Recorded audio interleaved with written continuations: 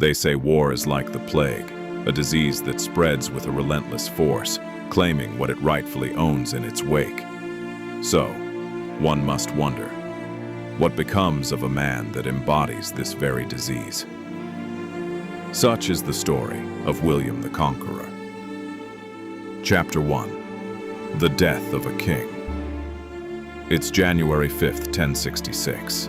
At the heart of England, King Edward has just taken his final breath, and with that breath came the spark that started it all. He leaves behind a kingdom with no heir. A kingdom with no heir is like sheep without a shepherd, and so England stands on the edge of collapse. But all hope is not lost. On his deathbed, Edward is said to have used his last ounce of strength to gesture toward a man standing nearby. That man is Harold Godwinson, the most powerful earl in England. To Harold, that gesture is a promise. To the rest of the world, it is the spark that will ignite a war. Now Harold is a smart man. He knows exactly what this means. A crown without a clear claim is an invitation to disaster, and right now that disaster is already on its way, so he wastes no time. King Edward is buried at Westminster Abbey, and on that exact same day, Harold is crowned the new King of England. He's trying to lock down the throne before anyone else can even react. But a quick coronation wasn't enough to stop the inevitable. On the northern coast of France lies the Duchy of Normandy, and at its helm, William. While technically part of the French realm, Normandy held little true allegiance to the King of France, and for such, William was no mere duke. He was the ruler of an independent powerhouse of its own. On a crisp winter day, the Duke, completely unaware of the crisis across the Channel, was out enjoying a hunt in his royal park. However, the peace in Normandy would be shattered the moment his messenger arrived and dropped a bombshell. Edward is dead, and Harold has taken the crown. William pauses for a moment, perhaps confused at such a ridiculous message. You see, William had claimed the crown years earlier.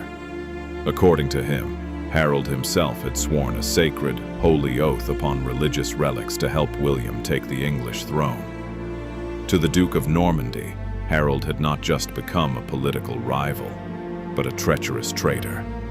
William, now absolutely livid, had a new goal in mind. He would make Harold pay and take his rightful crown. Chapter 2. Securing the crown. Now, a crown may be taken in a day, but securing it is another matter entirely. Harold understood this better than anyone. Despite becoming king, the doubts of the masses would not sway so easily. And so he moved quickly, and within days, royal mints across England began striking silver pennies in his name. Each one was stamped with his profile and a single word: Pax, meaning peace.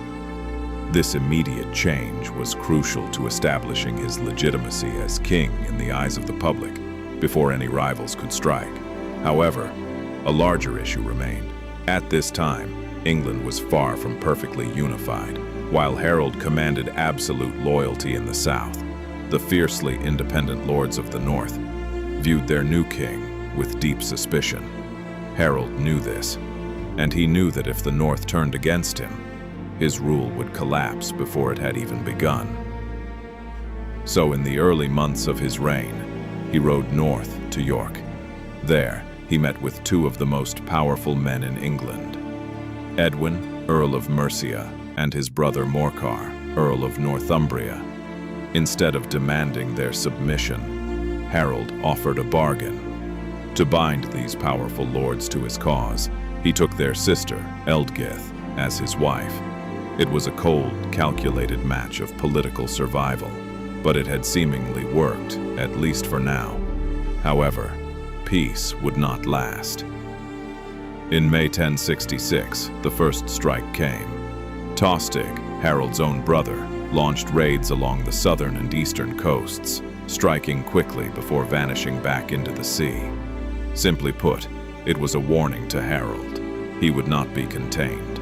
But why would Harold's own brother conspire against him, you ask? Well, it all started a mere year ago. Before Harold was king, Tostig was an earl who was so brutal that his subjects staged a massive uprising. To prevent a civil war, Harold threw his own flesh and blood under the bus, backing the rebels and forcing him into exile. A year later, Tostig was a bitter outcast with a fleet of pirate ships, an outcast determined to see his brother's new kingdom burn to dust. But Harold knew he couldn't just look north. The real threat lay across the sea. Earlier that year, William had sent envoys to England, reminding Harold of his sacred oath and demanding the crown. Harold refused. In response, William had declared a holy war. Word quickly reached the English court that a massive Norman fleet was being built, and so Harold prepared for the inevitable.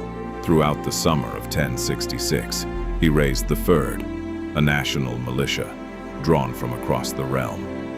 Everyday farmers and laborers were called to the king's arms, stationed alongside Harold's royal fleet. With this, they formed a massive defensive line along the southern coast, watching in silence, waiting for William. As summer bled into September, William was nowhere to be found, and Harold was facing a logistical nightmare. The food ran out, and the crucial autumn harvest could no longer be ignored. Forced into an impossible corner, Harold made a fateful decision. The Fyrd was dismissed, the men marched home to their crops, and the southern coast was left completely unguarded. Not long after, just across the channel, the winds began to change.